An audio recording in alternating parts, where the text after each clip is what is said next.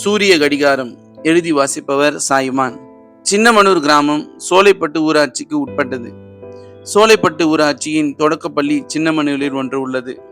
இதில்தான் செல்வத்தின் மகன் சந்தோஷ் படித்து வந்தான். ஏழை குடிசையில் இருந்தாலும் படிப்பிலும் விளையாட்டிலும் எப்பொழுதும் அவனே முதல் பரிசு பெறுவான். என்ன செல்வம், புள்ளதான் எல்லாத்திலும் பரிசு வாங்குறான் போல இருக்கு என நண்பர்கள் கூற ஆனந்த கண்ணீர் விடுவார் செல்வம். இன்று அறிவியல் ஆசிரியர் கந்தன் பாடம் நடத்தி கொண்டிருந்தார். பின்னர் எல்லோரையும் பார்த்து சூரிய கடிகாரம்னா என்ன என்று கேட்டார். யாருக்கும் தெரியல. சரி சந்தோஷ், நீ சொல்லு என்றார்.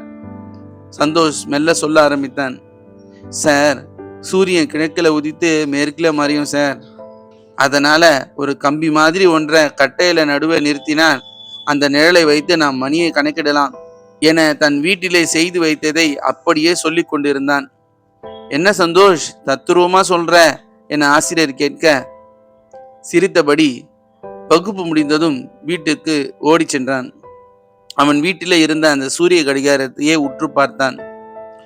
இப்போதாவது அவன் வீட்டில் சூரிய கடிகாரம் இருக்கிறது. ஆனால் முன்பெல்லாம் மாதா கோயில் மணி ஓசைதான் அவனுக்கு நேரம் பார்க்கும் கடிகாரம். பால்கார பாண்டியன் அண்ணன் அந்த தெரு வழியே போனா 3 மணி என்று நேரத்தை கணக்கெடுத்தான். ஆனால் இப்பொழுதோ சூரிய கடிகாரம் காலை முதல் மாலை வரை நேரத்தை கணக்கிட்டு கொண்டிருந்தது. காலை முதல் வெயிலில் இருந்தாலும் இரவு முழுவதும் அந்த சூரிய கடிகாரத்தை சந்தோஷ் வைத்துக் கொண்டுதான் தூங்க போவான். அதே ஊரில் பீடி முகுந்தன் என்று ஒருவன் வாழ்ந்து வந்தான். அவனை எல்லோரும் பீடி முகுந்தன் என்று கூப்பிட காரணமே எப்பொழுதும் பீடியை பிடித்து கொண்டே இருப்பான். சந்தோஷை முகுந்தனுக்கு மிகவும் பிடிக்கும். முகுந்தனை பார்க்கும் போதெல்லாம், என்ன அங்கிள், எப்பொழுதும் பீடி பிடிச்சிட்டு இருக்கீங்க, உடம்பு கெட்டு போயிரும் என்பான்.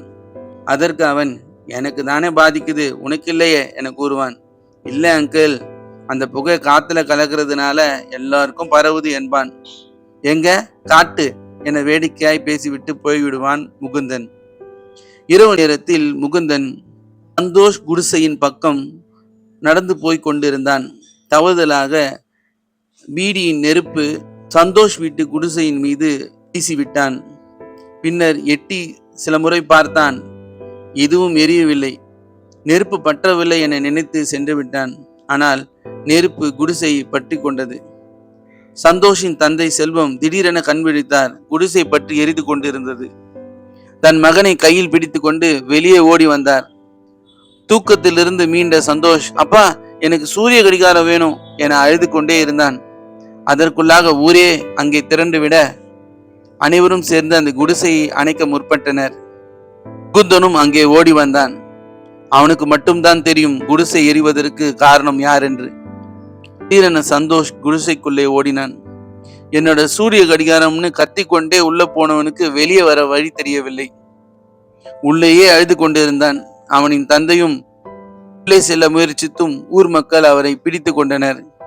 குழந்தையின் ஓலம் சத்தம் எல்லார் மனதையும் கலங்கினாலும் யாரும் முன்வரவில்லை. பீடி முகுந்தன் துணிந்து உள்ளே சென்றான். சந்தோஷை மீட்டு எடுத்து வந்தான். ஆனால் துள்ளி விளையாடுவதும் அனைத்திலும் பரிசு பெறுவதுமான சந்தோஷின் இரு கைகளும் எரிந்து போனது. எல்லோரும் முகுந்தனை பாராட்டினர். ஆனால் முகுந்தனோ சந்தோஷை பார்த்து கண் கலங்கியபடி இங்கிருந்து ஒரே ஓட்டமாய் ஓடி போனான். அதன் பின் எங்கே சென்றானோ என்று யாருக்கும் தெரியாது. ஆனால் ஒன்று மட்டும் உண்மை, இனிமேல் அவன் பீடியை தொடவும் மாட்டான்.